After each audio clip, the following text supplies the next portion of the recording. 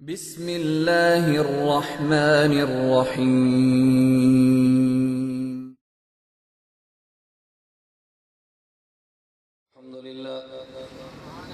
الحمد لله نحمده ونستعينه ونستغفره ونؤمن به ونتوكل عليه ونعوذ بالله من شرور أنفسنا ومن سيئات أعمالنا من يهده الله فلا مضل له ومن يضلل فلا هادي له ونشهد أن لا إله إلا الله وحده لا شريك له ونشهد أن سيدنا ومولانا محمدا عبده ورسوله أما بعد فأعوذ بالله من الشيطان الرجيم بسم الله الرحمن الرحيم يوم تبيض وجوه وتسود وجوه اللهم صل على محمد وعلى آل محمد كما صليت على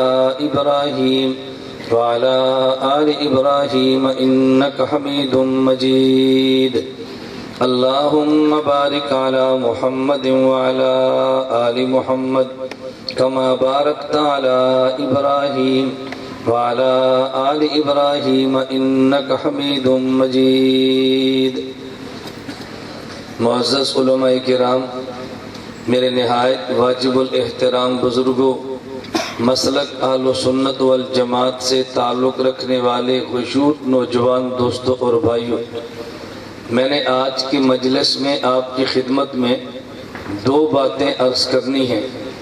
نمبر ایک، ہمارا نام کیا ہے؟ نمبر دو، ہمارا کام کیا ہے؟ اپنا نام بھی سمجھیں، اپنا کام بھی سمجھیں۔ بعض اپنا نام نہیں سمجھتے اور بعض اپنا کام نہیں سمجھتے۔ اپنا نام سمجھتے کیوں نہیں ہیں؟ ان کو یہ سمجھ نہیں آتی کہ اپنا نام رکھنا کیسے ہے، اس لیے ان کو سمجھ نہیں آتی ہمارا نام کیا ہے۔ آپ نے دیکھا اور کئی بار دیکھا ہوگا، جب بھی کسی کے ہاں کوئی اولاد پیدا ہو تو لوگ چاہتے ہیں کہ ہماری اولاد کا نام رکھا جائے۔ اس کے لیے رابطہ علماء سے بھی کرتے ہیں، دیگر احباب سے بھی کرتے ہیں۔ ہم سے بھی بسا اوقات لوگ نام رکھنے کے لیے رابطہ فرما لیتے ہیں، لیکن ہم سے رابطہ کیسے کرتے ہیں کہ مولانا صاحب ہمارے ہاں بیٹا پیدا ہوا ہے، اس کا نام اس کی نانی جان نے رکھا ہے، آپ بتائیں اس نام کا معنی کیا ہے؟ میں نے کہا ہم تمہارے باپ کے نوکر نہیں ہیں، نام نانی جان رکھے اور معنی مولانا صاحب بتائیں۔ اگر نانی نے نام بتایا ہے تو معنی اس سے پوچھو، اگر ہم سے پوچھنا ہے تو معنی نہ پوچھو، ہم سے نام پوچھو۔ لوگ کہتے ہیں نہیں، نام نانی رکھے گی، معنی مولانا صاحب بتائیں گے۔ مولانا صاحب آپ کے کاروبار پہ پلتے نہیں ہیں کہ آپ کی ہر بات کو سمجھیں اور سمجھانے کی کوشش کریں۔ میں نے اس لیے گزارش کی ہے، اور اگر کوئی ہم سے ہمارے اوپر احسان کر کے نام پوچھ ہی لے، وہ ساتھ ایک شرط رکھ دیتا ہے، مولانا صاحب ہمارے یہاں بیٹا پیدا ہوا، ہمارے یہاں بیٹی پیدا ہوئی، آپ نام اس کا رکھیں، لیکن نام ایسا رکھیں جو پہلے ہمارے خاندان میں کسی کا نہ ہو۔ میں نے کہا یہ کام ایسا کرے گا جو تمہارے خاندان میں پہلے کسی نے نہیں کیا، اس لیے انوکھا کام کرانا ہے تو انوکھا نام رکھو، اگر انوکھا کام نہیں کرانا تو پھر پرانا نام رکھو، تاکہ نام بھی پرانا ہو اور کام بھی۔ تو دو باتیں آپ سمجھیں، نمبر ایک ہمارا نام کیا ہے اور نمبر دو ہمارا کام کیا ہے۔ ہمارے احباب والدین پریشان ہوتے ہیں، ہمارا بیٹا جوان ہوا ہماری بات نہیں مانتا۔ حضرت فاروق اعظم رضی اللہ عنہ کے دربار میں ایک بابا جی آئے، نوجوان بیٹا ساتھ تھا۔ حضرت فاروق اعظم رضی اللہ عنہ سے عرض کیا، امیر المومنین یہ میرا بیٹا ہے، میری بات نہیں مانتا۔ حضرت فاروق اعظم رضی اللہ عنہ نے پوچھا، یہ نوجوان تیرا باپ یہ بات ٹھیک کہتا ہے؟ اس نے کہا جی بالکل ٹھیک کہتا ہے۔ حضرت عمر نے درا لیا، نقد سزا دینے لگے تو نوجوان بیٹے نے کہا अमीरुल मोमिनीन, आपने मेरे बाप की बात सुनी है, आप मेरी भी सुने, फरीकैन का मौक़िफ़ सुने और फैसला करें। हज़रत उमर ने फरमाया, तू क्या कहना चाहता है? उसने कहा, मेरे बाप का मेरे ऊपर हक बाद में है, मेरा हक मेरे बाप पर पहले है। पहले मेरा हक बाप अदा करे, फिर बाप मुझसे हक का मुतालबा करे। फरमाया, आप क्या चाहते हैं?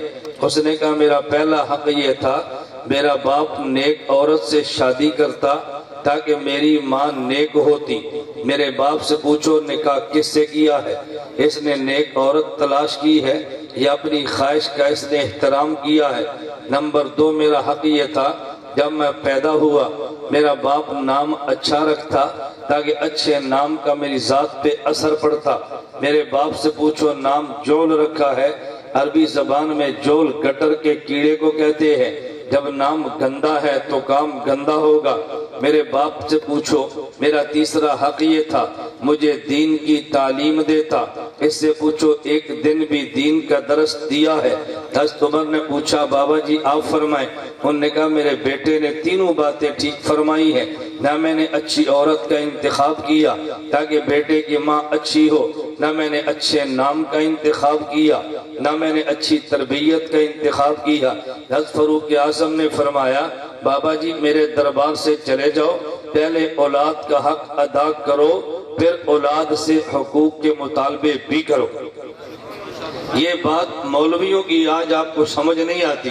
पैदा हो तो नाम किसी मिस्टर से पूछेंगे, अगर पढ़ने लगे ABC की बात करेंगे, जहेज में देने लगे तो टीवी देकर भेजेंगे, देखने के काबिल हो तो इसको फिल्में दिखाएंगे, सुनने के काबिल हो इसको गाने सुनाएंगे, अगर ये खेलने के काबिल हो इसको डांस और ड्रामे दिखाएंगे, और जब ये बड़ा हो के कारनामा सर अंजाम देता है फिर मस्जिद में आकर कहते हैं, मौलाना साहब तावीज़ दो, मौलाना साहब तावीज़ दो।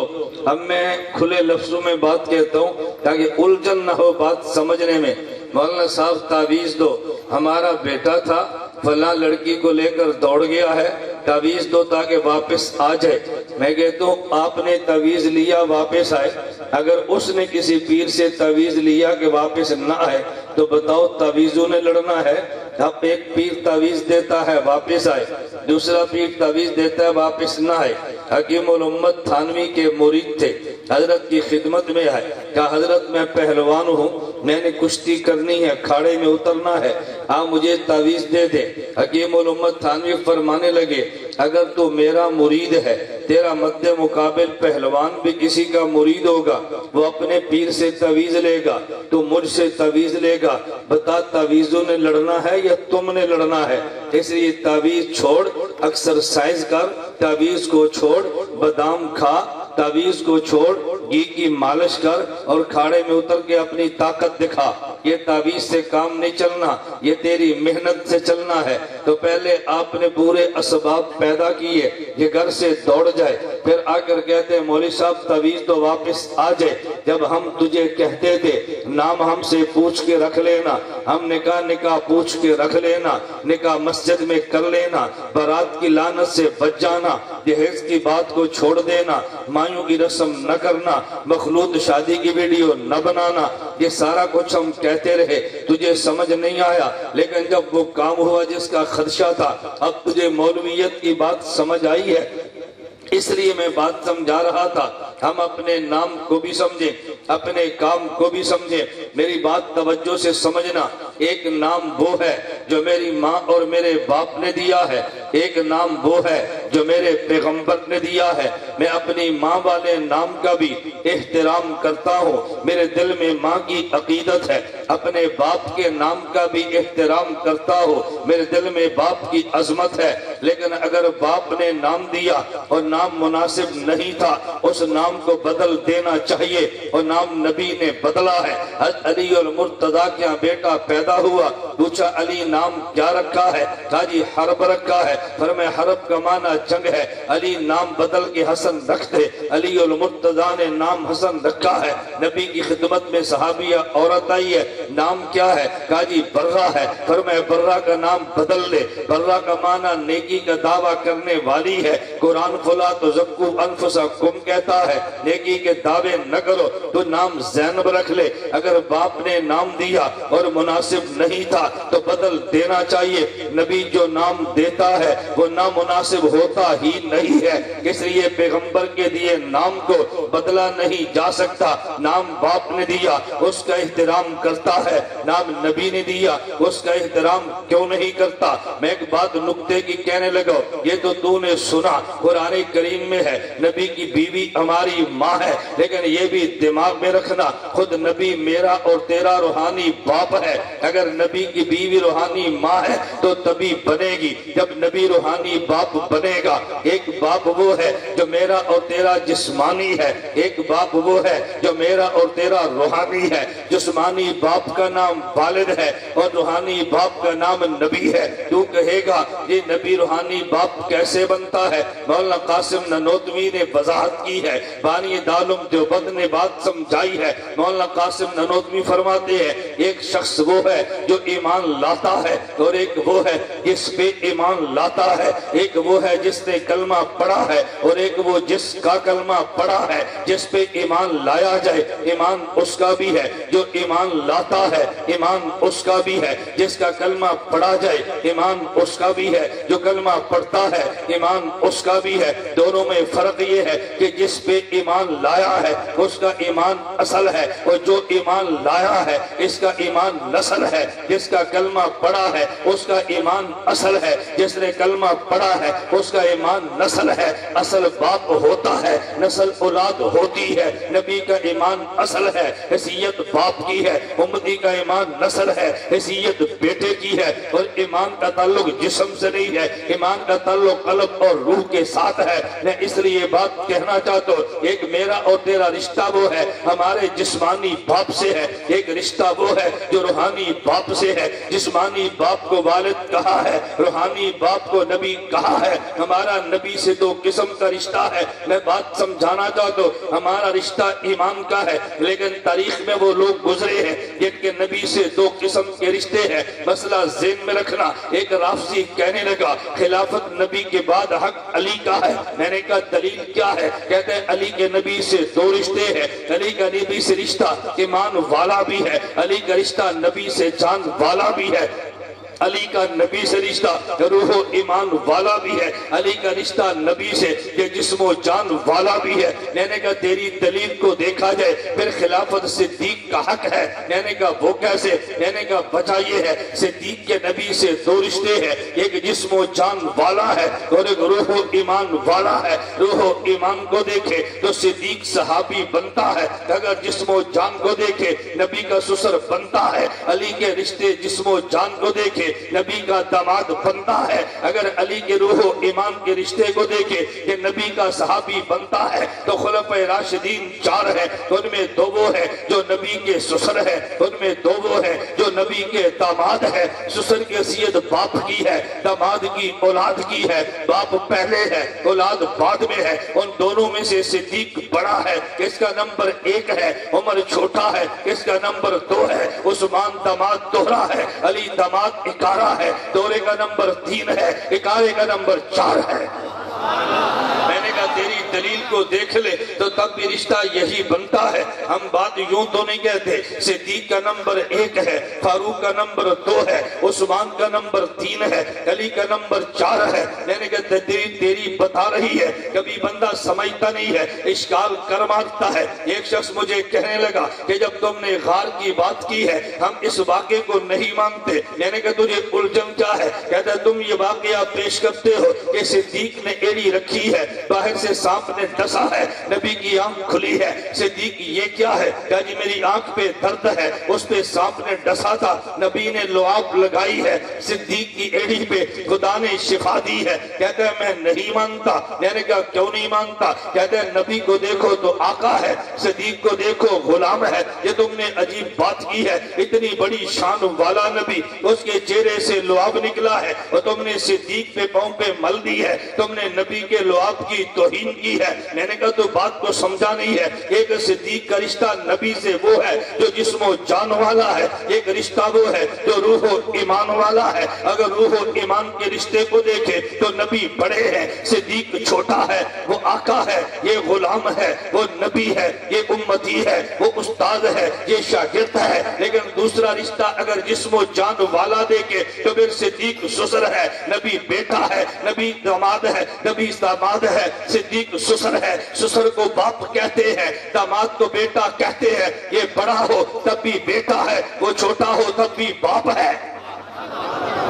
वो बड़ा हो तो तब भी बेटा है, ये छोटा हो तो तब भी बाप है। मैंने कहा तूने ये तो देखा ये नबी का उम्मती है, लेकिन ये नहीं देखा नबी का ससुर है। दोनों को देख लेता। अगर तू मस्जिद में आ, तेरा बेटा छोटा है लेकिन कुरान का हाफिज है, मुसल्ले पे उसने खड़ा होना है। अगर ये छोटा है लेकिन इल्म उसके पास जो है, लेकिन जब मस्जिद से निकलना है तो फिर जूती तूने उठानी है। कोई ये नहीं कहेगा अगर ये मौलवी साहब, ये कारी साहब अनपढ़ बाप का जूता उठाया, अनपढ़ हो तब भी बाप है, अनपढ़ हो तब भी बाप है, ये कारी हो तब भी बेटा है, मौलवी हो तब भी बेटा है, शेख हो तब भी बेटा है। मैंने एक हैसियत को न देख, जरा दोनों को देख लेना। मैंने एक रिश्ता तेरा और मेरा हमारे नबी से है, एक रिश्ता वालिदैन से है। वालिदैन ने जो तुझे नाम दिया उसे तो नहीं बदलता, जो नाम नबी ने दिया उस नाम को क्यों बदलता है? हमने नाम नबुव्वत से लिया है। हमारा नाम क्या है? कुरान की आयत उतरी है, यौम तबय्यज़ु वजूह तफसीर दुर्रे मंसूर उठा के देख, ये पारा नंबर 4 का दूसरा रुकू है। जब ये आयत उतरी है, क़यामत के दिन बाजू के चेहरे सफेद होंगे, बाजू के चेहरे स्याह होंगे। अल्लाह के नबी से पूछा या रसूलुल्लाह वो कौन है जिनके चेहरे सफेद होंगे? फरमाया हम अहलुस सुन्नत वल जमाआ। जिनके चेहरे स्याह हैं वो कौन होंगे? हम अहलुल बिदअ वज़ ज़लाला। मेरा नाम अहलुस सुन्नत है, ये नाम नबी ने दिया है, मेरे बाप ने नाम रखा है, मैं नहीं बदलता। जो नबी ने दिया है मैं कैसे बदल दो? बाप का नाम बदला जा सकता है, नबी का नाम बदला नहीं जा सकता। मैं बता रहा था हमारा नाम क्या है, नंबर 2 हमारा काम क्या है। पहले नाम को समझना है। हमारा नाम अहलो सुन्नत वल जमात है।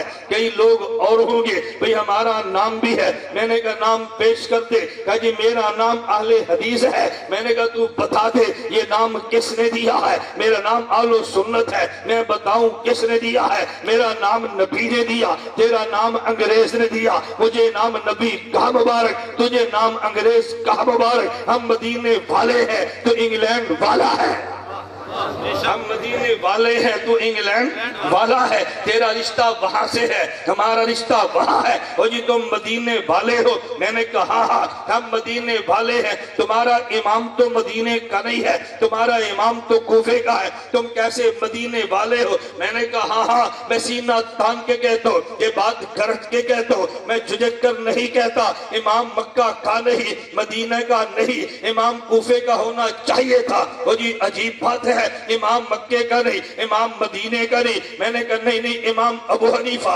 मेरा इमाम कूफे का है। मुझे इस बात पे नाज है, इमाम कूफे का होना चाहिए था। कहा जी वो किस लिए? मैंने कहा दुनिया में ज़ाब्ता है, एक बड़ा होता है, जब वो दुनिया से चला जाए उसका बेटा वहां से काम शुरू करता है जहाँ पे बाप ने काम छोड़ा होता है। ये तेरे सामने मौलवी अब्दुल हई बैठा है, इससे पूछो तेरे बाप ने क्या किया? कहते हैं 50 साल कुरान की खिदमत की है। इसका माना ये है जहां से बाप ने काम छोड़ा था इसने वहां से लेकर चलना है। मेरे नबी के जानशीन सिद्दीक है, नबी का जनाजा मदीना से उठा, सिद्दीक मदीने से काम लेके चला है। उनके जानशीन उमर है, सिद्दीक का जनाजा मदीना से उठा, उमर मदीने से चले हैं। उनके जानशीन उस्मान है, उनका जनाजा मदीना से उठा, अली जनाजा अली काम मदीना से लेके उठे हैं। उस्मान का जानशीन अली है, इसका जनाजा मदीना से नहीं کوفہ سے اٹھا ہے، چوتھے خلیفہ کا نام علی ہے، پہلے امام کا نام ابو حنیفہ ہے۔ جہاں سے چوتھے خلیفہ نے کام چھوڑنا تھا وہاں سے پہلے امام نے کام لے کے چلنا تھا۔ کوفہ علی کا جائے شہادت ہے، میرے امام کا جائے ولادت ہے۔ میں نے کہا جہاں سے چوتھے خلیفہ نے کام کو چھوڑنا تھا پہلے نے وہیں سے کام کو لے کے چلنا تھا۔ علی شہید ہوتے مکہ میں، میرا امام مکے میں پیدا ہوتا۔ علی شہید ہوتے مدینہ میں، میرا امام مدینہ میں پیدا ہوتا۔ جب علی شہید کوفہ میں ہے تو امام نے کوفے میں ہی آنا تھا۔ اگر تجھے کوفے سے نفرت ہے، میں مکہ میں تھا، مجھے ایک شخص کہنے لگا او جی امام کوفہ کا ہے، میں نے کہا بالکل ہے، میں نہیں مانتا۔ میں نے کہا تو نہ مان سے تو جا سکتا ہی نہیں ہے۔ کہا جی کدھر جاؤں گا؟ میں نے کہا تو بتا جو قرآن حرم میں پڑھا جاتا ہے اس قرآن کا قاری کون ہے؟ کہا جی قاری کون ہے؟ مجھے کہتے ہیں حفص ہے۔ میں نے کہا یہ مکہ یا کوفہ کا؟ کہا جی کوفہ کا۔ میں نے کہا تیرے قرآن کا راوی کون ہے؟ کہتے جی عاصم ہے۔ میں نے کہا مکہ یا کوفہ کا؟ میں نے کہا حرم میں قرآن پڑھا جائے راوی دیکھ تو کوفے کا، قاری دیکھ تو کوفے کا۔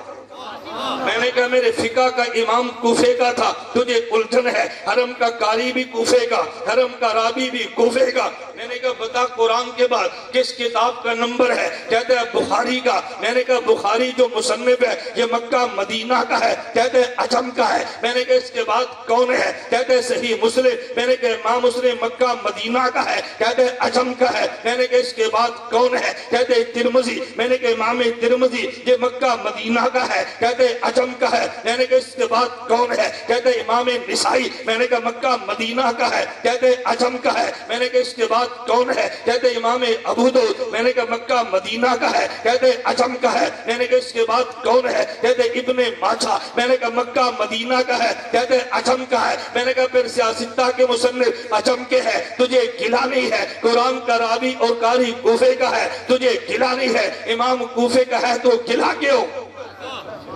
میں نے کہا امام کوفے کا ہے تو گلا کیوں؟ میں نے کہا مجھے بتا امام احمد کہاں کے؟ کہتے ہیں عراق کے۔ میں نے کہا وہ بھی مکہ مدینہ کے نہیں ہے۔ امام شافعی کہاں کے؟ کہتے ہیں مصر کے۔ میں نے کہا مکہ مدینہ کے وہ بھی نہیں ہے۔ میں نے کہا امام مالک کہاں کے؟ کہتے ہیں مدینہ کے۔ میں نے کہا ان کی تو تقلید کرتا ہی نہیں ہے، ان کی تقلید تو کرتا ہی نہیں ہے۔ جو مدینے کا تھا تو تقلید کرتا نہیں ہے، جو مدینے کے باہر کا تھا تو انہیں تقلید اس کے کی ہے۔ میں بتا یہ رہا تھا، بات توجہ سے سمجھنا، ہمیں نام مدینے والے نبی نے دیا ہے، تجھے انگلینڈ والے نے دیا ہے، تیرا نام انہی سے چلا ہے، میرا نام ان سے چلا ہے۔ مجھے پیار مدینے سے ہے، تجھے پیار ان سے ہے۔ وہ جی تم مدینے والے ہو؟ میں نے کہا جی ہاں۔ پھر کوفے میں کیوں گئے ہو؟ میں نے کہا مدینے والے نے کہا ہے۔ رکھنا میری دلیل کو سمجھنا۔ اور تم ڈائریکٹ مدینہ کیوں نہیں گئے، کوفے کیوں گئے ہو؟ میں نے کہا مدینے والے نے کہا ہے میرے پاس آنا تو کوفہ سے گزر کے آنا۔ وہ جی دلیل کیا ہے؟ میں نے کہا حدیث مبارک میں ہے، رسول اللہ نے فرمایا انا مدینۃ العلم والی بابھا، میں محمد شہر علم ہوں، علی شہر علم کا دروازہ ہے۔ شہر علم مدینہ میں، دروازہ کوفہ میں۔ شہر علم مدینہ میں اور شہر علم کا دروازہ کوفہ میں ہے۔ تیری مسجد کا امام اعلان کرتا ہے بھئی مسجد میں آؤ، صف اول میں نماز پڑھو۔ نمازی دو قسم کے ہیں، ایک دروازہ پھلانگ کے آتا ہے، ایک دروازے سے گزر کے جاتا ہے۔ دروازہ پھلانگ کے صف اول پہ پہنچے بے ادب ہے، دروازے سے گزر کے جائے با ادب ہے۔ بایا کوفہ جا با ادب ہے، کوفہ کراس کر کے جا بے ادب ہے۔ دروازے سے گزر کے جانا، گزرے بغیر کیوں جاتا ہے؟ یہ تمہارا موقف ہے۔ میں نے کہا نہیں، کس کا ہے؟ میں نے کہا امام بخاری کا ہے، یہ امام بخاری کا ہے۔ اور یہ دلیل کیا ہے؟ میں نے ابن حجر اسقلانی نے بخاری کی شرح فتح الباری لکھی ہے، اس کے مقدمے میں امام بخاری کا قول نقل کیا ہے۔ توجہ رکھنا، میں علماء سے کہتا ہوں یہ جملہ کئی بار آپ نے سنا ہے لیکن محسوس نہ کرنا، یہ کئی بار سنا ہے، خطیب سے سنا ہے، کئی بار سنا ہے، مدرس سے سنا ہے، کئی بار سنا ہے، استاد سے سنا ہے، لیکن وکیل سے نہیں سنا۔ خطابت کے رنگ اور ہوتے ہیں۔ توجہ رکھنا، वकालत के रंग और होते हैं। कहते जी क्या मतलब? मैंने कहा इमाम इब्ने हजर ने इमाम बुखारी का जुमला नकल किया। कहते जब मैं पढ़ने के लिए गया तो मैं मिस्र भी गया हो, मैं पढ़ने के लिए गया, मैं जजीरा भी गया हो, मैं पढ़ने के लिए गया, मैं हिजाज भी गया हो, जब मैं पढ़ा हूं कूफा भी गया हो। जब हिजाज की बारी आई इमाम बुखारी कहते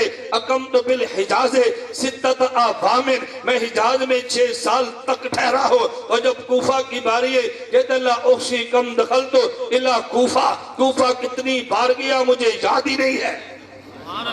अब जो रखना, हिजाज कितने साल ठहरा, कूफा कितनी बार गया मुझे याद ही नहीं है। इस मदरसे का नाम क्या है? मदरसा फरूकिया। तालिब इल्म को उठाओ। हाँ भाई तूने हिफ्ज कहाँ किया है? मैंने फरूकिया में किया है। अच्छा कितने साल पढ़ा है? जी 4 साल पढ़ा हूं। ये दरवाजा फरूकिया का है? कहते जी हाँ। मैंने कहा बेटा बता दरवाजे से कितनी बार गुजरा है? कहते मुझे याद ही नहीं है। फरूकिया में कितने साल ठहरे?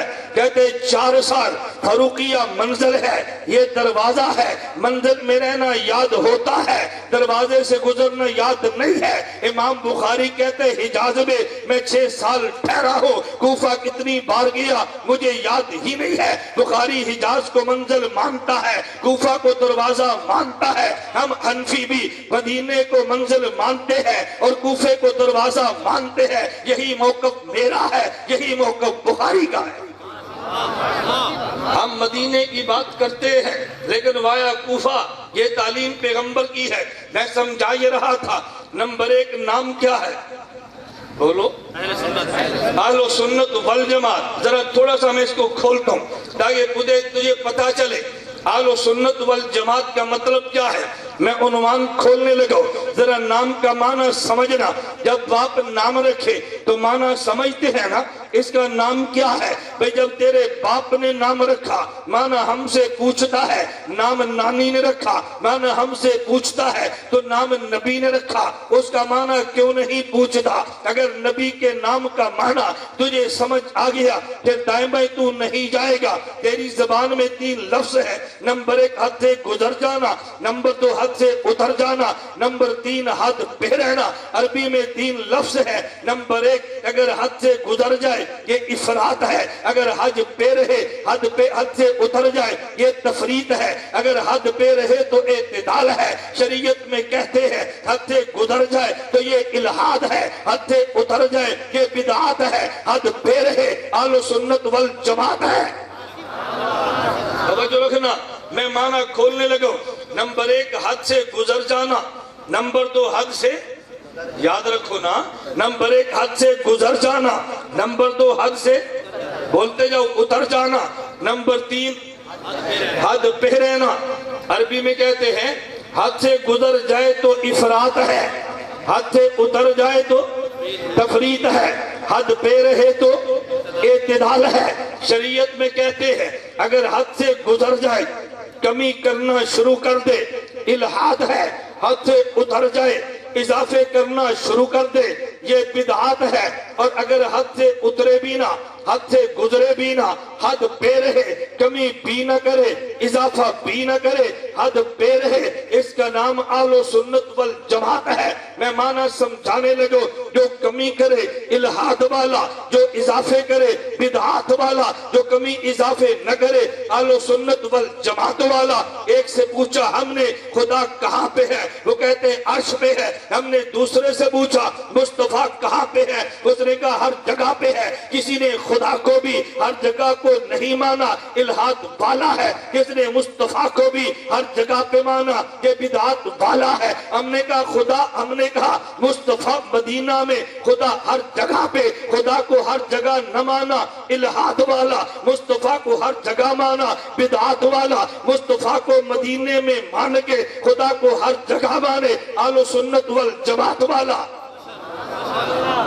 अहले सुन्नत वल जमात वाला जिसने हर जगह पे नहीं माना, खुदा को भी नहीं माना, जिसने हर जगह पे माना, मुस्तफा को भी माना, اور تیری دلیل کیا ہے؟ کہتے ثم استوى علی العرش، دیکھو خدا عرش پر ہے۔ میں نے کہا پورا قرآن پڑھنا، للہ المشرق والمغرب فینما تولوا فثم وجہ اللہ، مشرق مغرب خدا کا ہے، جدھر بھی رخ کرے خدا ادھر ہے، خدا ادھر بھی ہے، خدا ادھر بھی ہے، خدا فرش پر بھی ہے، خدا عرش پر بھی ہے، خدا زمین پہ بھی ہے، خدا آسمان پر بھی ہے، ہر جگہ بے نمانے الہات والا۔ کہتے ہیں نبی ہر جگہ پہ۔ میں نے کہا تیری دلیل؟ کہتے ہیں میرے پاس بھی قرآن ہے، قرآن میں ہے وما ارسلناک الا رحمت للعالمین، خدا نے نبی کو رحمت بنا کے بھیجا، خدا نے نبی کو رحمت بنا کے بھیجا، مصطفیٰ خدا کی رحمت ہے، رحمت ہر جگہ پہ، تو نبی ہر جگہ پہ۔ دیکھو قرآن میں ہے۔ میں نے کہا ایک اور آیت بھی پڑھ، پھر میں یہ کہہ دوں گا سورج بھی ہر جگہ پہ۔ قرآن کہتا ہے والذی جعل الشمس ضیاء، خدا نے سورج کو روشنی بنایا، روشنی ہر جگہ پہ، سورج ہر جگہ پہ۔ تو مان لینا۔ کہتے ہیں نہیں مانتا۔ میں نے کہا کیوں نہیں مانتا؟ کہتے ہیں آیت کا مطلب یہ ہے سورج آسمان پر ہے، روشنی ہر جگہ پر ہے۔ میں نے کہا آیت کا مطلب یہ ہے نبی مدینہ میں ہے، رحمت ہر جگہ پر ہے۔ جس طرح سورج آسمان پر ہے، روشنی ہر جگہ پہ ہے، مصطفیٰ مدینے میں ہے، مصطفیٰ کا فیض ہر جگہ پر ہے۔ اور بے ایمان بات سمجھتا کیوں نہیں ہے؟ سورج اپنا فیض پہنچانے پہ ہر جگہ جانے کا محتاج نہیں ہے، تو مصطفیٰ فیض پہنچانے میں ہر جگہ جانے کا کیسے محتاج ہے؟ ادب والا تو ہے کہ ادب والا دیوبند والا ہے؟ تو نے سورج کو وہاں مان کے روشنی ہر جگہ پہ مانی ہے، مصطفیٰ کو مدینہ مان کے فیض ہر جگہ کیوں نہیں مانتا؟ سورج کی روشنی میرے مصطفیٰ کا صدقہ ہے، سورج کی روشنی میرے مصطفیٰ کے جوتوں کا صدقہ ہے۔ سورج آسمان پہ ہے، روشنی ہر جگہ پہ ہے، میرا محمد مدینہ میں ہے، فیض دو جہان پہ ہے۔ جو خدا کو ہر جگہ پہ نہ مانے الہات والا ہے، مصطفیٰ کو ہر جگہ پہ مانے بدعات والا ہے۔ جو نبی کو مدینہ میں مان کے خدا کو ہر جگہ پہ مانے اہل سنت توجہ اہل سنت والجماعت والا ہے۔ میں بات سمجھا رہا تھا اہل سنت والجماعت کسے کہتے ہیں؟ ایک اور آ گیا، توجہ رکھنا، ایک اور آ گیا، وہ کہنے لگا جی نبی کی بات کرو۔ میں صرف ایک ایک مثال دے رہا ہوں، میرے پاس تو مثالوں کا ذخیرہ ہے، میں صرف تجھے ایک ایک مثال دے رہا ہوں۔ ایک اور شخص آیا، کہتے انبیاء کو دیکھو نبی معصوم نہیں ہوتا۔ دوسرا آ گیا، اس نے کہا نہیں نبی معصوم ہوتا ہے، بعد میں 12 اور بھی معصوم ہوتے ہیں۔ جو نبی کو معصوم نہ مانے الہات والا ہے، جو 12 معصوم مانے بدعات والا ہے، جو 12 کی نفی کر کے نبی کو معصوم مانے اہل سنت والجماعت والا ہے۔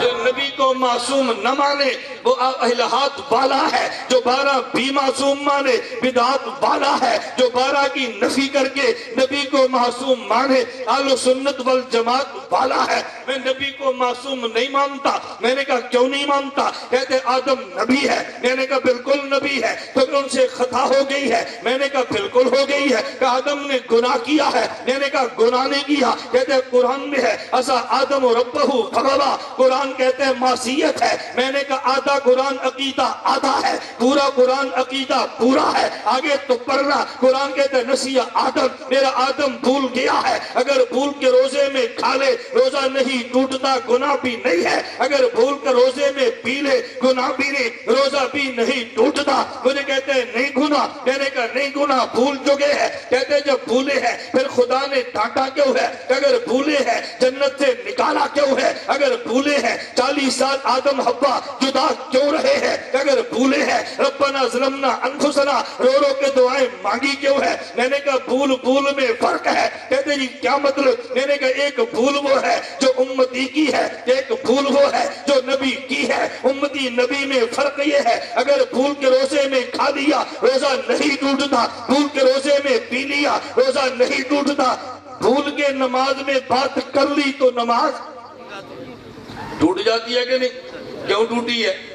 توجہ رکھنا، روزے میں بھولا تو نہیں ٹوٹتا، نماز میں بھول کے بات کرے نماز نہ ٹوٹ جاتی ہے۔ جو نماز روزے میں فرض ہے امتی نبی میں فرق ہے۔ امتی کا بھول جانا جیسے روزے دار کا بھول جانا ہے، نبی کا بھول جانا جیسے امتی کا بھول جانا ہے، کیونکہ نبی کا بھول جانا جیسے نمازی کا بھول جانا ہے۔ کہ جی وہ کیسے؟ میں ایک مثال دے تو تم نے بیٹے کو بازار بھیجا، 100 روپیہ دے کے بھیجا، کیا کچھ ادرک بھی لانا، کچھ پودینہ بھی لانا، کچھ دھنیا بھی لانا، کچھ وہاں پہ لہسن بھی لانا، آپ نے چند چیزیں لکھ کے دی ہے۔ تو بیٹا بازار گیا، آپ نے شاپنگ بیل کو کھولا، اس میں ادرک نہیں تھی، بیٹا ادرک نہیں لایا، کہتے ہیں میں بھول گیا۔ اسے اگر ڈانٹیں گے لوگ کہیں گے 12 چیزیں بتائی ہے، اگر بھول گیا تو کون سی؟ قیامت ٹوٹ پڑی ہے، بندہ بھول جاتا ہے۔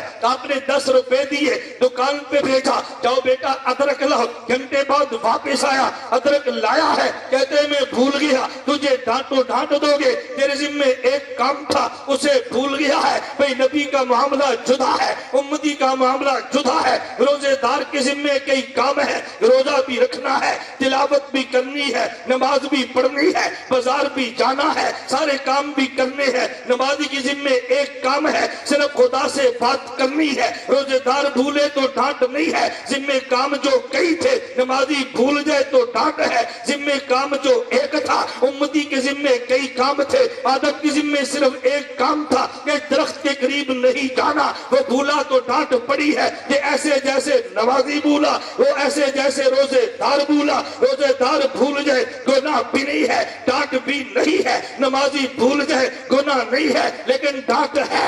امتی بھول جائے گناہ بھی نہیں ہے، ڈانٹ بھی نہیں ہے۔ نبی بھول جائے گناہ نہیں ہے، ڈانٹ ہے۔ ڈانٹ الگ ہے، گناہ الگ ہے۔ میں بات سمجھا رہا تھا جو کہ نبی معصوم نہیں ہے، یہ الہاد والا جو کہ 12 اور معصوم ہے، بدعات والا 12 کی نفی کر کے نبی کو معصوم مانے، اہل سنت جماعت والا۔ ایک اور آیا کہ نبی کے روزے پہ جاؤ صلاۃ پڑھو، نبی نہیں سنتے، الہاد والا۔ ایک کہتے ہیں ادھر سے پڑھو تب بھی سن لیتے ہیں، یہ بدعات والا جو نبی کے روزے پہ صلاۃ کے سننے کا انکار کرے، الہاد والا ہے۔ جو یہاں الہ آباد سے سننے کا قائل ہو، یہ بدعت والا ہے۔ اور جو یہ کہ نہیں الہ آباد سے پڑھا جائے خدا پہنچا دیتے ہیں، نبی کے روزے پہ پڑھا جائے خدا سنا دیتے ہیں، اہل سنت والجماعت والا ہے۔ جو نبی کے روزے پہ سننے کا قائل نہ ہو، یہ الہاد والا ہے۔ جو الہ آباد سے سننے کا قائل ہو، یہ بدعت والا ہے۔ جو یہاں سے قائل نہ ہو وہاں پہ قائل ہو جائے، اہل سنت والجماعت والا ہے۔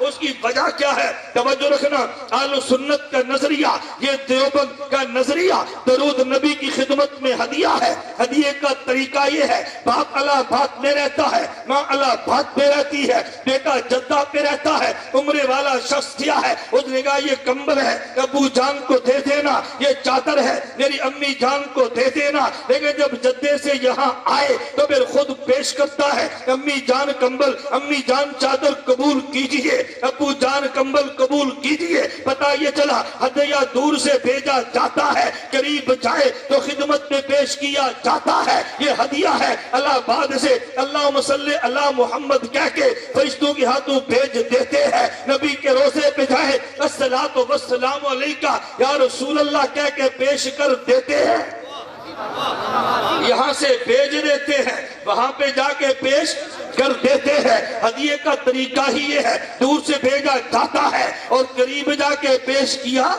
جاتا ہے۔ ہم تو طریقہ یہی سمجھتے تھے، یہی وجہ ہے میری مسجد میں اذان ہے، اذان سے قبل یا رسول اللہ نہیں ہے، اذان کے بعد یا رسول اللہ نہیں ہے۔ ایک شخص کہنے لگا او جی تم اذان دیتے ہو، اذان سے قبل الصلاۃ والسلام علیکہ یا رسول اللہ کیوں نہیں پڑھتے؟ میں نے کہا اس لیے کہ ادب والے ہیں، توجہ اس لیے کہ ادب والے ہیں۔ کہا جی کیا مطلب؟ میں نے کہا مثال تو تجھے بات سمجھ آئے۔ آپ اسکول میں گئے ہیں، ماسٹر کا نام غلام رسول ہے، آپ نے ہیڈ ماسٹر سے پوچھا ماسٹر غلام رسول کدھر ہے؟ اس نے کہا جی ابھی گئے ہیں۔ خیر تو ہے، ہمیں کام تھا۔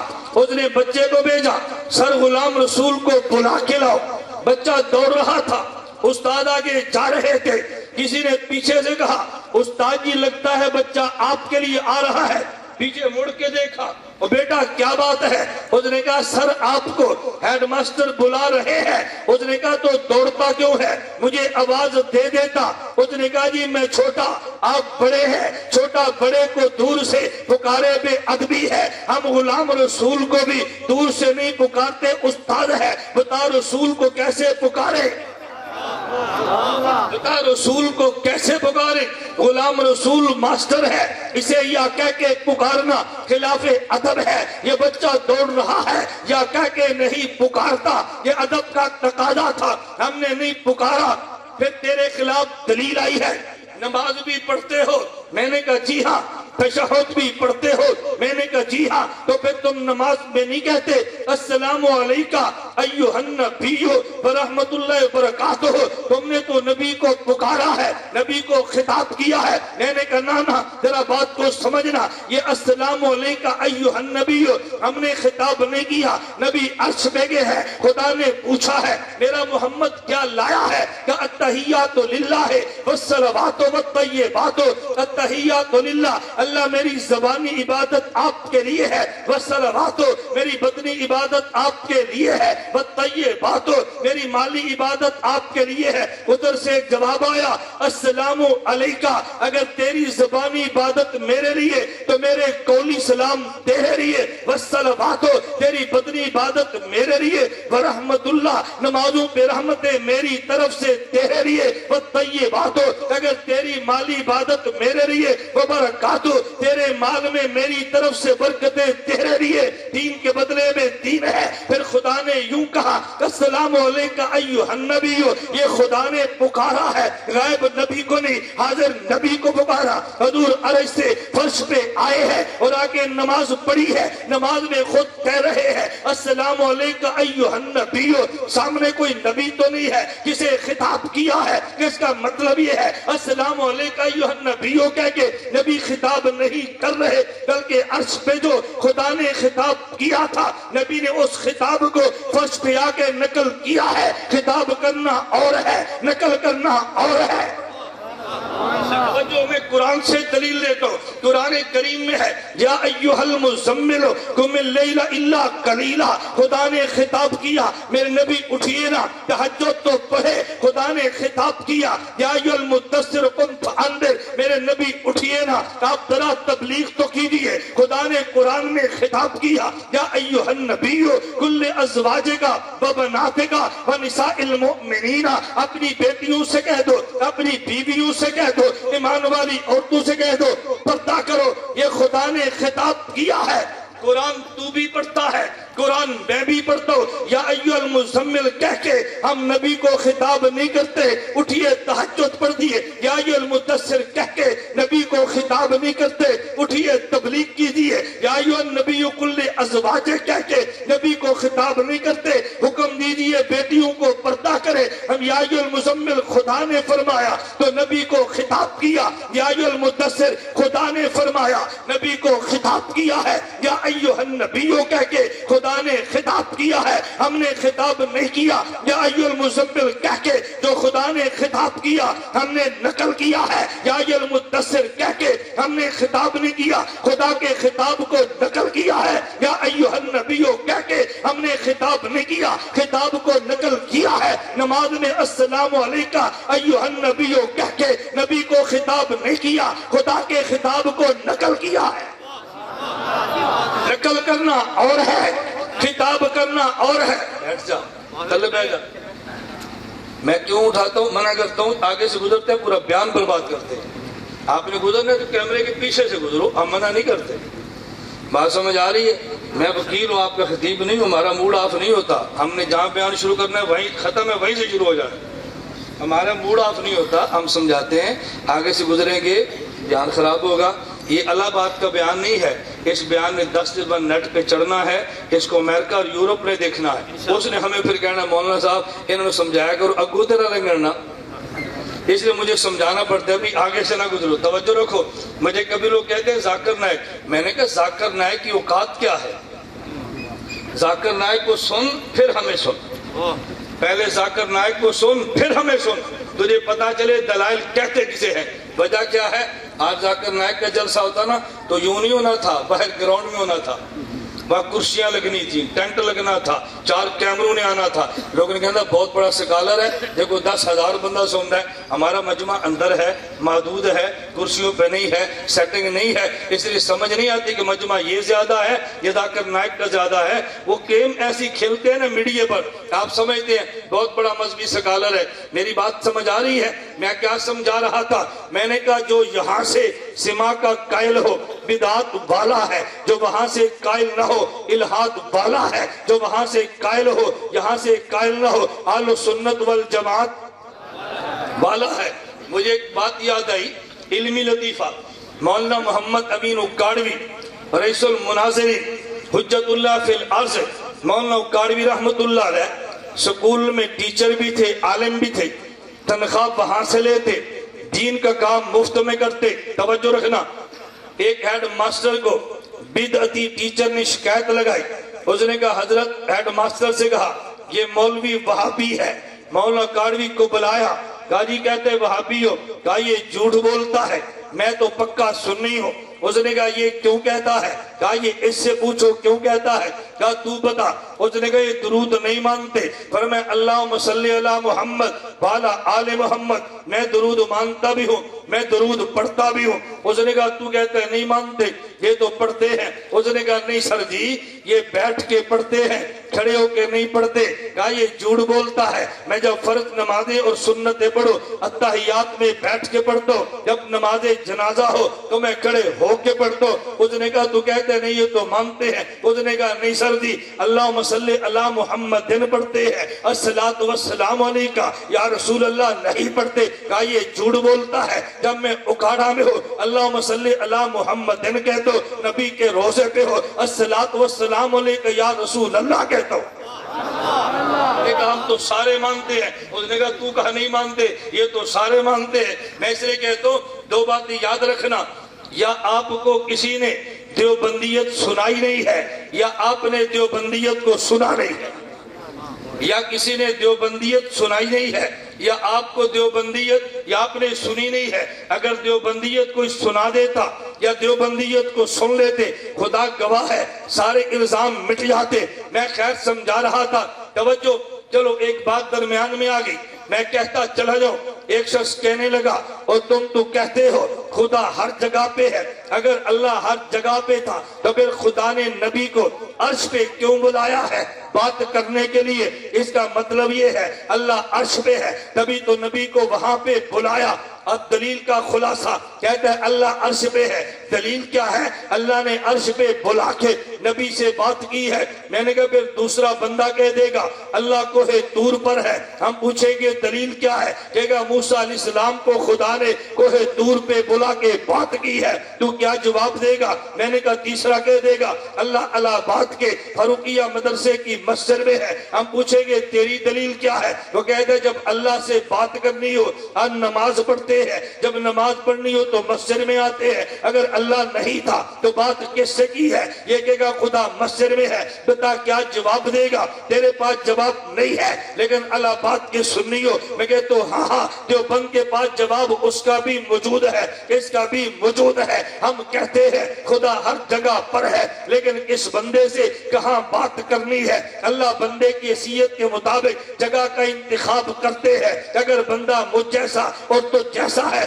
گفتگو کے لیے، انتخاب فاروقیہ کی مسجد کا ہے۔ اگر بندہ موسیٰ کلیم جیسا ہے انتخاب طور سینا کا ہے۔ بندہ محمد حبیب جیسا ہے انتخاب عرش معلیٰ کا ہے، انتخاب عرش معلیٰ کا ہے۔ یہ تو نہ کہ خدا ہے وہاں پہ، تیری اوقات کیا ہے تجھے وہاں بلا کے بات کرے؟ جن کی اوقات اسے بلایا ہے، تیری میری اوقات نہیں ہے، تجھے وہاں جانے کا تصور بھی نہیں ہے۔ میں کہہ رہا تھا ایک الہاد والا ہے، ایک بدعت والا ہے، توجہ، ایک اہل سنت جماعت والا ہے۔ میں بات سمجھانے لگا، میں مضمون کو سمیٹتا ہوں، میرے دلائل پہ توجہ رکھنا۔ ایک بندہ کہتا ہے تراویح 8 پڑھنی ہے، اس نے کمی کی الہاد والا ہے۔ یہ کہتا ہے 20 پڑھنی ہے اور بعد میں دعا بھی ضرور مانگنی ہے۔ یہ بدعت والا ہے جو دعا کو ضرور نہ سمجھے اور 20 پڑھے۔ اہل سنت والجماعت والا ہے، یہ کہتا ہے مصافحہ ایک ہاتھ سے کرنا ہے، یہ الہاد والا ہے۔ یہ کہتے ہیں 2 ہاتھ سے مصافحہ کرنے، 7 گھٹنے بھی ٹیک دینے ہیں، یہ بدعت والا ہے جو مصافحہ 2 ہاتھ سے کرے، گھٹنے نہ ٹیکے۔ اہل سنت والجماعت والا ہے، یہ کہتے ہیں ننگے سر پھرنا ہے، یہ الہاد والا ہے۔ دوسرے کہتے ہیں پگڑی باندھنی ہے اور وہ بھی سبز ہی باندھنی ہے۔ جو پگڑی کا قائل ہو لیکن سبز رنگ کو ضروری نہ سمجھے، اہل سنت والجماعت والا ہے۔ یہ کہتے ہیں فرض کے بعد دعا نہیں مانگنی، یہ الہاد والا ہے۔ یہ کہتے ہیں فرض کے بعد مانگنی ہے، نفل کے بعد بھی اجتماعی ضرور مانگنی ہے، یہ بدعت والا ہے جو فرض کے بعد مانگے، نفل کے بعد کو ضروری نہ سمجھے، اہل سنت والجماعت والا ہے۔ اگر کمی کرے الہاد والا، اضافے کرے بدعت والا، کمی اضافے نہ کرے اہل سنت والجماعت والا ہے۔ ہم نہ کمی کرتے ہیں نہ اضافہ کرتے ہیں، ہم کون ہیں؟ بولو نا کون ہیں؟ ہم اہل سنت والجماعت نہ کمی کرتے ہیں نہ اضافہ کرتے ہیں۔ میں نے کہا نمبر 1 ہمارا نام کیا ہے؟ آگے چل، ہمارا کام کیا ہے؟ توجہ، ہمارا کام کیا ہے؟ ہم دیوبند والے ہیں، ہمارا کام کیا ہے؟ بھئی ہمارا کام یہ ہے، توجہ، دین میں کمی اضافہ نہیں کرتے۔ دین ایک محل کا نام ہے، ہم دین کے ٹھیکے دار نہیں ہیں، ہم دین کے پہرے دار ہیں۔ توجہ رکھنا، ہم دین کے ٹھیکے دار نہیں ہیں، ہم دین کے پہرے دار ہیں۔ تو نے محل بنایا ہے، اس محل پہ کروڑوں روپے لگائے، آپ نے چوکی دار کو کھڑا کیا، آپ نے چوکی دار سے کہا بھئی 2 باتوں کا خیال رکھنا، ہم جا رہے ہیں، توجہ، ہم جا رہے ہیں، ہمارے مکان کا خیال کرنا، اس میں سے قیمتی چیز نکال کے کوئی باہر نہ لے جائے، اور یہ بھی خیال کرنا کوئی باہر سے گند اٹھا کے اندر نہ ڈال دے۔ چوکی دار 2 کام کرتا ہے، اندر سے قیمتی چیز باہر جانے نہیں دیتا اور باہر سے گند کو مکان میں آنے نہیں دیتا۔ ہم پہرے دار ہیں، اگر کوئی بندہ بدعات کے نام پہ دین میں گند لاتا ہے ہم لانے نہیں دیتے، اگر الہاد کے نام پہ قیمتی چیز چراتا ہے ہم چرانے نہیں دیتے۔ ہم الہاد کے راستے میں بھی رکاوٹ ہے، ہم بدعات کے راستے میں بھی رکاوٹ ہے، ہم دین کے محافظ ہیں، دین کے ٹھیکے دار نہیں ہے، ہم دین کے پہرے دار ہیں۔ اگر تو تراویح کو 20 کے 8 کہہ کے 12 کا انکار کرے ہم پہرا دیں گے، اگر مصافحے کا انکار کر کے 1 ہاتھ کی بات کرے ہم پہرا دیں گے۔ بالکل اسی طرح اگر تو 2 ہاتھوں کے ساتھ گھٹنے ٹیکنے کی بات کرے ہم آنے نہیں دیں گے، اگر تو 20 کے بعد دعاؤں کو ضروری قرار دے ہم نہیں مانگنے دیں گے، ہم کمی بھی نہیں ہونے دیتے، اضافے بھی نہیں ہونے دیتے۔ جیسے نبی نے دین دیا ہے ویسے لے کر چلے ہیں اور ویسے لے کر چلتے رہیں گے۔ پھر چوکی دار یہ نہیں دیکھتا، توجہ، ٹھیکے دار توجہ، چوکی دار یہ نہیں دیکھتا، پہرے دار نہیں دیکھتا یہ چور کون ہے۔ پگڑی باندھ کے قادیانی آئے تب بھی چور ہے، پگڑی باندھ کے خمینی آئے تب بھی چور ہے، اگر ٹائی لگا کے ذاکر ناک آئے یہ تب بھی چور ہے، داڑھی کٹا کے جاوید خامدی آئے یہ تب بھی چور ہے۔ چوکی دار یہ نہیں دیکھتا آنے والا کیسا ہے، وہ دیکھتے ہیں میں چوکی دار کس کا ہوں، وہ دیکھتے ہیں میں چوکی دار کس کا ہوں۔ دیوبند والے دین کے پہرے دار ہے، ہم نہ کمی برداشت کریں گے نہ اضافے برداشت کریں گے۔ اللہ مجھے اور آپ کو اپنے نام بھی سمجھنے کی توفیق دے، اللہ ہمیں اپنا کام بھی سمجھنے کی توفیق دے۔ ہمارا نام کیا ہے؟ بولو اہل سنت والجماعت، اور کام کیا ہے؟ پہرے دار۔ کام کیا ہے؟ پہرے دار۔ توجہ رکھنا ہے، میں آخری بات کہہ کر بات سمیٹتا ہوں، توجہ، میں پھر آخری کہتا ہوں بات لمبی ہوتی ہے۔ میں نے کہا توجہ سے بات سمجھنا، ہم پہرے دار ہیں، پہرے دار کا کام کیا ہے؟ توجہ رکھنا، پہرے دار کا کام کیا ہے؟ تیری 2 سرحدیں ہیں، ایک سرحد کا نام جغرافیائی ہے، ایک سرحد کا نام نظریاتی ہے۔ جغرافیائی سرحد کے محافظ کو رینجر اور فوجی کہتے ہیں، نظریاتی سرحد کے محافظ کو مناظر اور عالم کہتے ہیں۔ اگر کسی شخص نے جغرافیائی سرحد کو کراس کیا ہے تو ادھر فائرنگ فوجی کرتا ہے، اگر نظریاتی سرحد کو کراس کرے تو پھر فائرنگ مناظر کرتا ہے۔ فوجی کی فائرنگ کا نام گولیاں ہے، مناظر کی فائرنگ کا نام دلیلیں ہیں، اس کی فائرنگ کا نام بولو نا، ہماری فیرنگ کا نام دلائل۔ وہ گولیاں مارتا ہے، ہم دلیل مارتے ہیں۔ گولی کا مارا بچ جاتا ہے، دلیل کا مارا نہیں بچتا۔ ہماری دلیل کی جنگ ہے، گولی کی جنگ نہیں ہے۔ ہم مارتے نہیں ہیں، دلیل سے بات کرتے ہیں۔ ہم بھی دلیل دیں، تم بھی دلیل دو، جس کو بات پسند ہے مان لے۔ لڑنے جھگڑنے کی ضرورت نہیں ہے۔ ہمارا نام اہل سنت والجماعت، ہمارا کام جو ہم پہرے دار ہیں۔ اللہ میں دونوں کو توفیق عطا فرمائے۔ آمین۔ ان نے یہ بات چھیڑی ہے کہ جنازے کے بعد دعا، ہم کہتے ہیں جنازے کے بعد دعا سنت ہے۔ اچھی طرح سمجھیں، جنازے کے بعد دعا سنت ہے۔ لوگ کہتے ہیں سنت کیسے؟ ہم نے کہا میت کو غسل دو، پھر میت کو کفن دو، پھر میت پہ نماز جنازہ پڑھو، پھر میت کو قبر میں دفن کرو، اور دفن کے بعد دعا مانگو۔ یہ جو دفن کے بعد دعا ہے، جنازے کے بعد ہے یا پہلے؟ بولو بھائی، جنازے کے بعد یا پہلے؟ جنازے کے بعد ہے نا۔ کہا جی وہ کہتے ہیں دفن سے پہلے، تم کہتے ہو دفن کے بعد۔ میں نے کہا بے وفا ہے دعا بے وفا والی، ہم با وفا ہیں دعا وفا والی۔ دعا جی وہ کیسے؟ میں سمجھانے لگا۔ آپ کا بیٹا بیرون جانے لگا، یہاں سے گاڑی کرائی، بیٹے کو روانہ کر دیا، بیٹا ملتان ایئرپورٹ سے بیٹھو دبئی جاؤ۔ دوسرا کہتا ہے نا نا ہمیں بیٹے سے پیار ہے، آپ نے گاڑی پہ بٹھایا اور ملتان ایئرپورٹ پہ گئے، وہاں بیٹے کا سامان اٹھایا۔ آگے ASF ایئرپورٹ سیکورٹی پولیس والے تھے، شیشوں والا دروازہ لگا تھا، اندر نہیں جا سکتے تھے۔ آپ کہتے ہیں بیٹا میرا دل تو کرتا تھا میں تجھے جہاز میں بٹھا کر آتا، لیکن یہاں سے آگے جا نہیں سکتا، اب خدا کے حوالے۔ ہم بھی کہتے ہیں ابا جی ہم نے غسل دیا ہے، ہم نے کفن دیا ہے، ہم نے جنازہ پڑھا ہے، قبر میں دفن کیا ہے، دل تو کرتا تھا اندر بھی جاتے، جا نہیں سکتے، اب خدا کے حوالے۔ اب خدا کے، یہاں سے بیٹے کو روانہ کرو تو یہ وفا ہے، یا ایئرپورٹ تک جاؤ تو یہ وفا ہے؟ اب بات سمجھ آ گئی؟ یہ تو میں نے مسئلے کی بات کی ہے، دلیل سمجھو۔ کہتے ہیں یہ حدیث میں ہے اذا صلیتم علی المیت فاخلصوا له الدعاء۔ رسول اللہ صلی اللہ علیہ وسلم فرمایا کہ جب میت پر جنازہ پڑھو تو دعا مانگو، جب میت پر جنازہ پڑھو تو دعا مانگو۔ دیکھو دعا بعد میں ہے، میں نے کہا نا اس کا ایک ترجمہ انہوں نے کیا، مطلب انہوں نے، ایک مطلب ہم نے بیان کیا۔ وہ کہتے ہیں اس کا مطلب یہ کہ جب جنازہ پڑھو تو دعا مانگو، یعنی جنازے کے فوراً بعد مانگو۔ ہم نے کہا اس کا مطلب یہ ہے کہ جب جنازہ میت پہ پڑھو تو دعا مانگو، یعنی جنازے کے اندر مانگو۔ دونوں کا مطلب، اب مطلب ٹھیک کس کا ہے؟ یہ الفاظ اللہ کے نبی کے ہیں۔ الفاظ کس کے؟ توجہ رکھنا، اللہ کے۔ اور یہ الفاظ نبی سے سنے کس نے؟ حضرت ابو ہریرہ صحابی نے۔ نبی کا عمل دیکھ لو، صحابی کا فہم دیکھ لو، ساتھ تیرا دے تو مطلب تیرا ٹھیک ہے، میرا دے تو مطلب میرا ٹھیک ہے۔ مشکات کتاب الجنائز میں یہ حدیث ہے، حضرت ابو ہریرہ فرماتے ہیں رسول اللہ صلی اللہ علیہ وسلم نے فرمایا اذا صلیتم علی المیت فاخلصوا له الدعاء، میت پہ جب جنازہ پڑھو تو دعا مانگو۔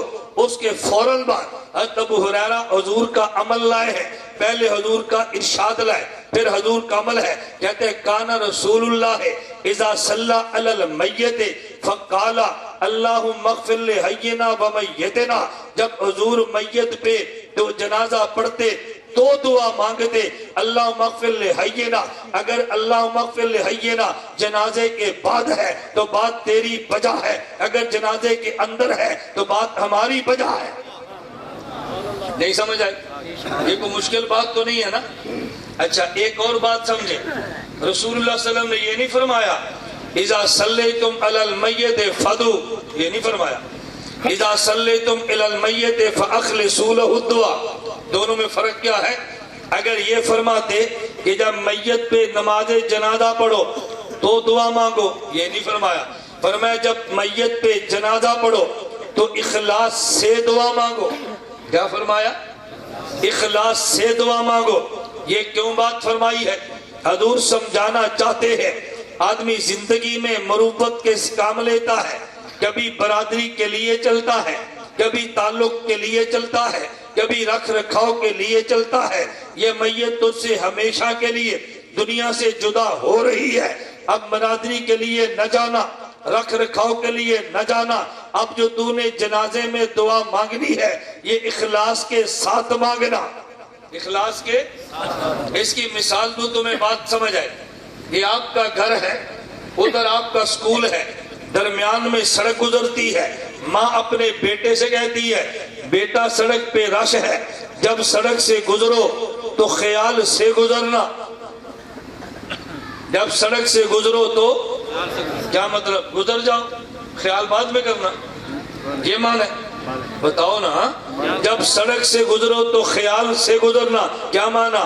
گزرنا خیال اکٹھا ہو، فرمایا میت پہ جنازہ پڑھو اخلاص سے دعا مانگنا، یہ نہیں ہے کہ پہلے جنازہ بغیر اخلاص کے ہو اور دعا بعد میں اخلاص والی ہو۔ نبی نے فرمایا اب ریا کا خیال نہ کرنا، برادری کے لیے نہ پڑھنا، یہ آخری ملاقات ہے، اخلاص سے دعا مانگنا۔ تو جس طرح ماں بیٹے کو کہتی ہے گزرنا خیال اکٹھا ہوتا ہے، نبی نے فرمایا جو ماں سے زیادہ شفیق ہے تیرا جنازہ اور دعا اکٹھی ہونی چاہیے۔ حنفی نماز جنازہ میں جو دعا پڑھی جاتی ہے وہ حاضر میت کے لیے نہیں بلکہ دوسرے لوگ جو حاضر ہیں یا زندہ ہیں یا مر کے ان کے لیے ہے، میت کے لیے کچھ بھی نہیں مانگتا۔ کس قدر حماقت اور بیوقوفی ہے، ہم کہتے ہیں اللہم اغفر لحینا، آگے یہ پیچھے مردے کھڑے ہیں یا زندے کھڑے ہیں؟ اللہم اغفر لحینا ومیتنا، یہ میت کے لیے تو ہو رہی ہے، کہتے ہیں میت کے لیے کچھ نہیں مانگتے۔ اور یہ ایک دعا ہے، دعائیں اور بھی ہیں حدیث مبارک میں، ہم اور دعائیں بھی مانگتے ہیں، عوام کو سمجھانے کے لیے ایک دعا یاد کرا دیتے ہیں۔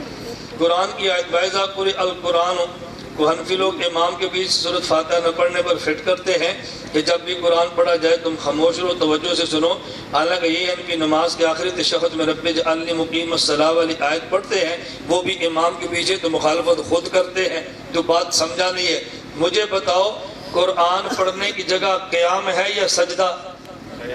بولتے جاؤ نا، قرآن پڑھنے کی جگہ قیام ہے یا رکوع ہے؟ بولتے جاؤ، قرآن پڑھنے کی جگہ قیام ہے یا تشہد؟ تو یہ جو تشہد میں پڑھا ہے یہ قرآن نہیں ہے، قرآن والی دعا ہے، قرآن نہیں ہے، قرآن والی دعا۔ اب سمجھو فرعون کا لفظ قرآن میں ہے یا نہیں ہے نا؟ اب فرعون کا لفظ قرآن میں ہے، فرعون قرآن سمجھ کے پڑھو 50 نیکیاں ہیں، کتنی ہیں؟ 50 نیکیاں ہیں، اور ہم روزانہ فرعون 10 بار بولتے ہیں لیکن قرآن سمجھ کے نہیں پڑھتے۔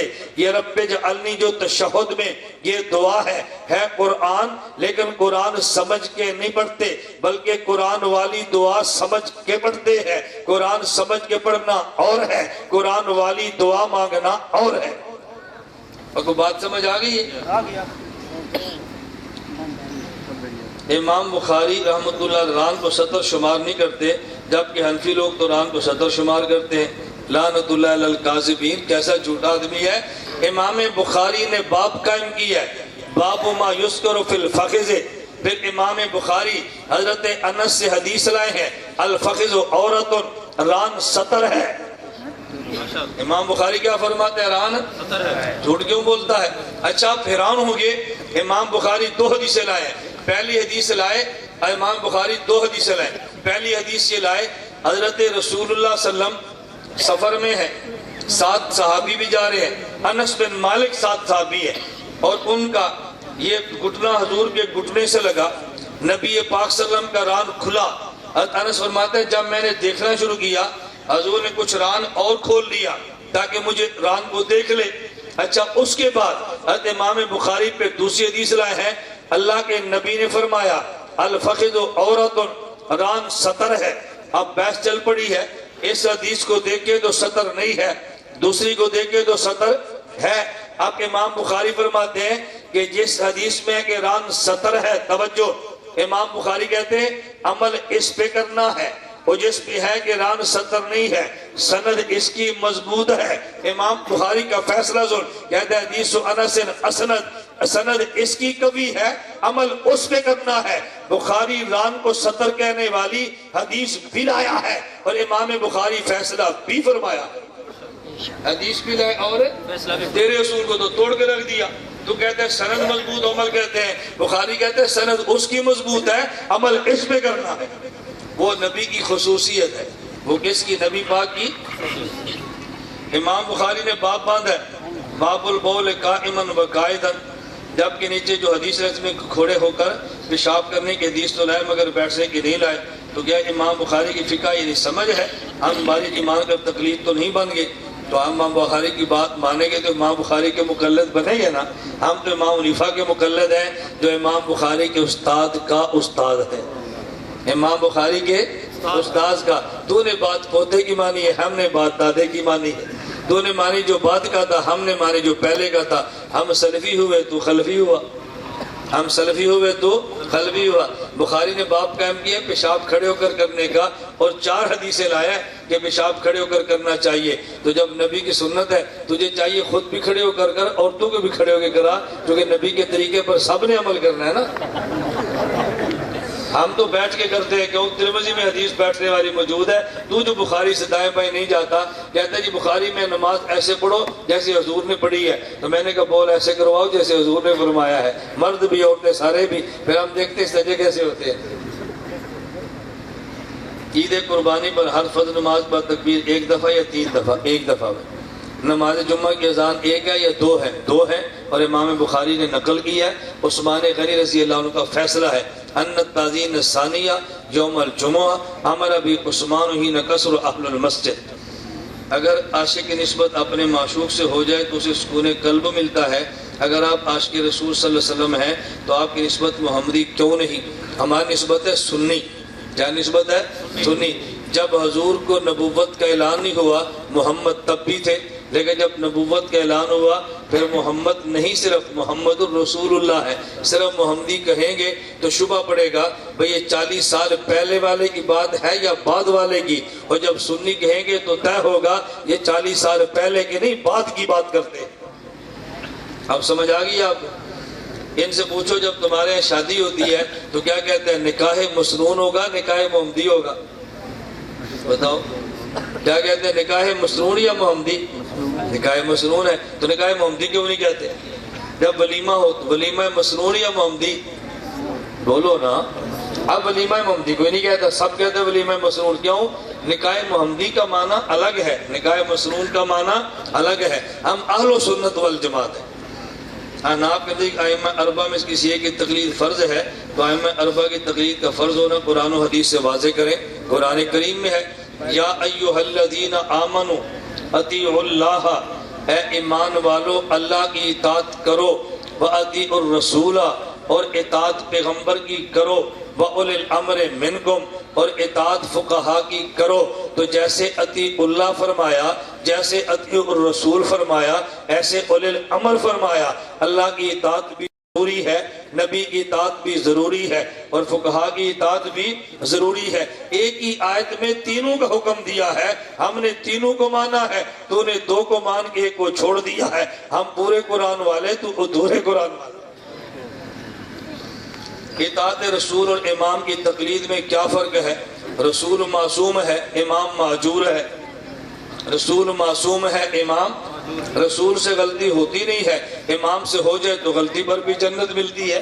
ये भी जन्नती है, वो भी जन्नती। इमाम साहब की इज्तिहादी कमेटी में कितने लोग शामिल थे?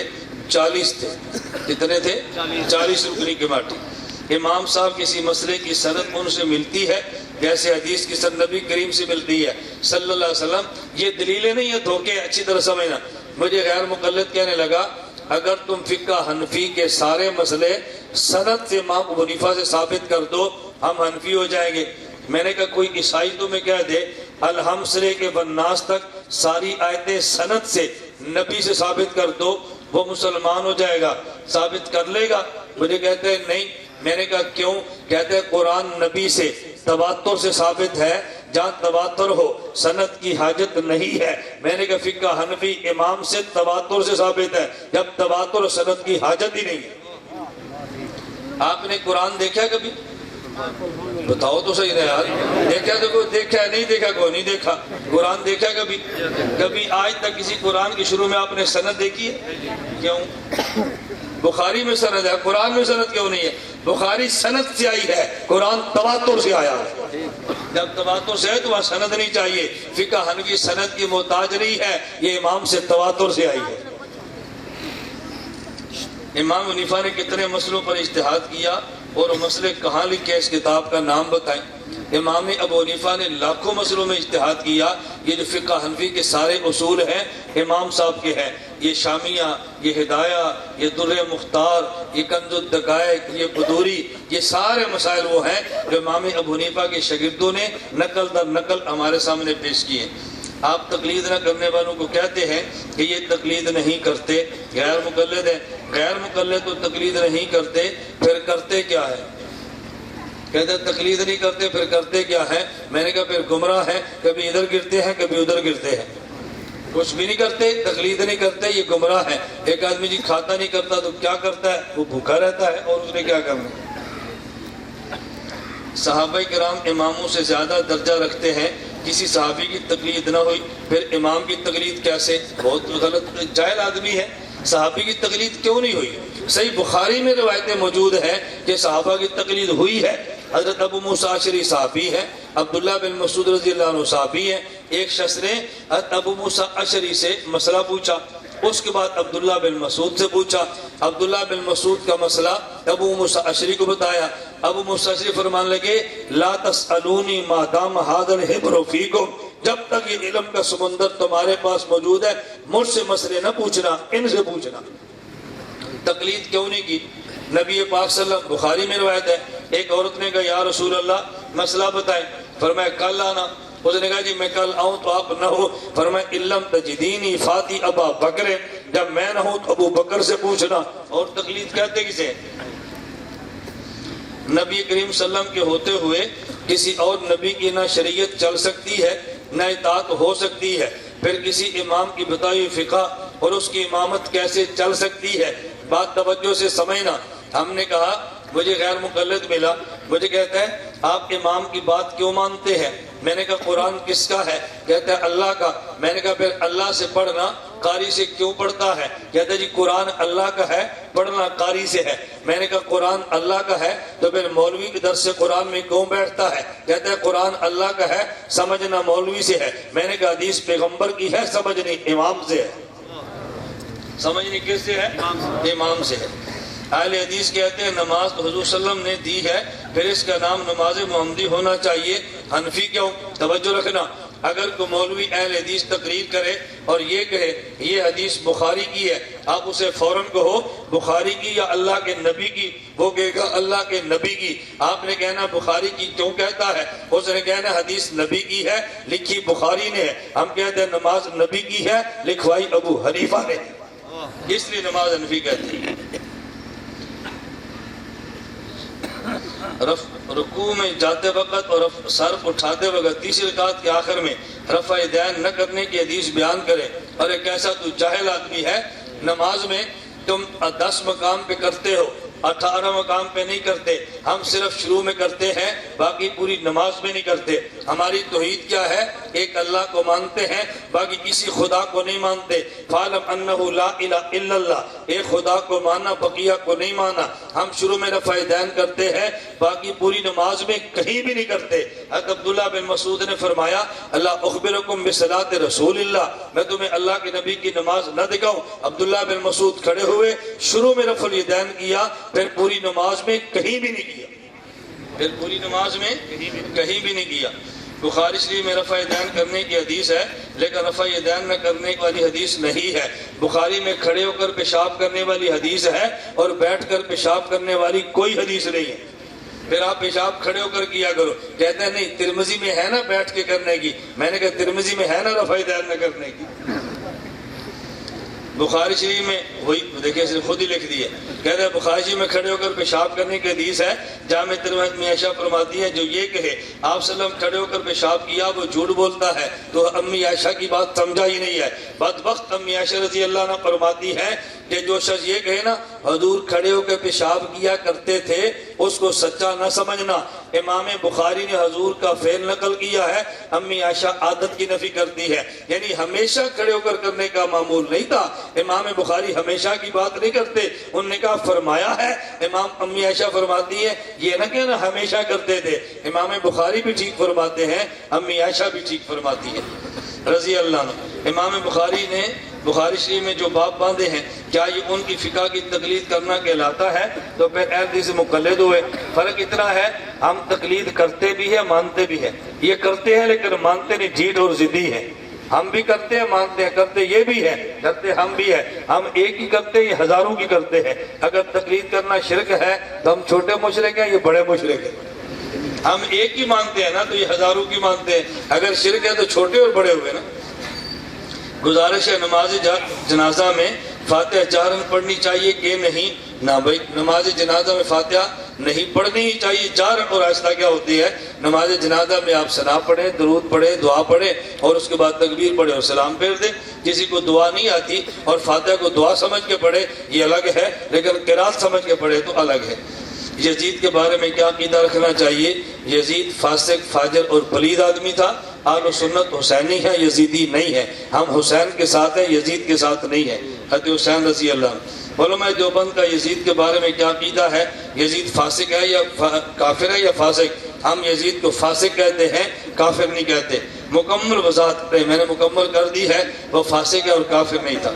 تقلید اگر گمراہی سے نکالتی ہے تو تقلید نے کس کو گمراہی سے نکالا ہے؟ حنفی بریلویوں کو یا دیوبندیوں کو یا حیاتیوں کو؟ حنفیوں کو نکالا ہے، اور ہم تقلید کرتے ہیں اس لیے گمراہ نہیں ہوئے۔ جو تقلید نہیں کرتا وہ گمراہی میں جاتا ہے۔ آپ کے سامنے ہزاروں لوگ بیٹھے ہیں، آپ بھی پوچھتے ہیں کس کو گمراہی سے نکالا ہے؟ جو آدمی خودکشی کرے اس کا جنازہ پڑھنا جائز ہے کہ نہیں؟ اس کا جنازہ عوام پڑھے، مقتدیٰ اس کا جنازہ نہ پڑھے۔ مولانا امام کے بھی صرف فاتحہ نہ پڑھنے پر صریح حدیث پیش کرے۔ میں قرآن کی آیت پڑھتا ہوں تو صریح حدیث کی بات کرتا ہے۔ فَإِذَا قُرِئَ الْقُرْآنُ فَاسْتَمِعُوا لَهُ وَأَنصِتُوا لَعَلَّكُمْ تُرْحَمُونَ۔ جب قرآن موجود ہے تو پھر اس کے بعد حدیث کی ضرورت رہ جاتی ہے۔ مولانا صاحب آپ کا نبی صلی اللہ علیہ وسلم کے والدین کی شان کے بارے میں کیا خیر، اس پر روشنی ڈالے۔ ان کے والدین کی شان ہی شان ہے، نبی کے والدین کی شان میں کیا بیان کروں گا؟ آپ سمجھتے ہیں اللہ کے پیغمبر کے والدین عظمت والے ہیں، عزت والے ہیں، رفعت والے ہیں، لیکن وہ دنیا سے چلے گئے ہیں حضور کے اعلان نبوت سے پہلے، اس لیے ان پر بحث کر کے اپنے ایمان کو خراب کرنے والی بات ہے۔ حنفیوں کے نور رضا حسن بن عمار کی شرح میں لکھا ہے نماز رسول فاتحہ کا پڑھنا مستحب ہے۔ میں نے بتایا دعا سمجھ کر نہیں، دعا سمجھ کر، قرآن سمجھ کر نہیں۔ محرم الحرام کے فضائل کے ان دنوں میں نوحہ کرنا، ابھی آ رہے ہیں محرم کے فضائل والے۔ عید میلاد النبی کو قرآن سے فلجفر ثابت ہے اور متعدد حدیث سے بھی ثابت ہے۔ کوئی حدیث پیش کرے جہاں پہ میلاد ثابت ہو، فلجفر سے میلاد کیسے ثابت ہوگی؟ مناظر اللہ تعالیٰ کو ہر جگہ حاضر ناظر ماننا بے دینی ہے، جال حق۔ جال حق بریلوی کی کتاب ہے، ہماری کتاب نہیں ہے۔ ہماری کتاب کا حوالہ پیش کرو۔ کیا دعا کرنا بعد جنازہ فخر صلی اللہ سے ثابت نہیں ہے؟ یہ تو میں نے ابھی بتا دیا کہ اس سے دعا ثابت ہوتی ہی نہیں ہے۔ تھوڑا ذاکر نائک وغیرہ پر تفسیر فرمائے۔ تھوڑا اور تفسیر میں فرق ہوتا ہے، یا تھوڑا ہو یا تفسیر ہو، دونوں کو میں اکٹھا کیسے کروں؟ میں نے بتایا کہ ذاکر نائک کے تقابل ادیان پہ بات آپ سن لیں، لیکن تقابل ادیان کے اس کے مسائل پر نہ سنا کریں۔ اس نے مفتی بند کے مسائل غلط بیان کیے ہیں، امت کو گمراہ کیا ہے۔ اللہ ہمیں مسلک اہل سنت والجماعت احناف دیوبند پر چلنے کی توفیق عطا فرمائے۔ وآخر دعوانا ان الحمدللہ رب العالمین۔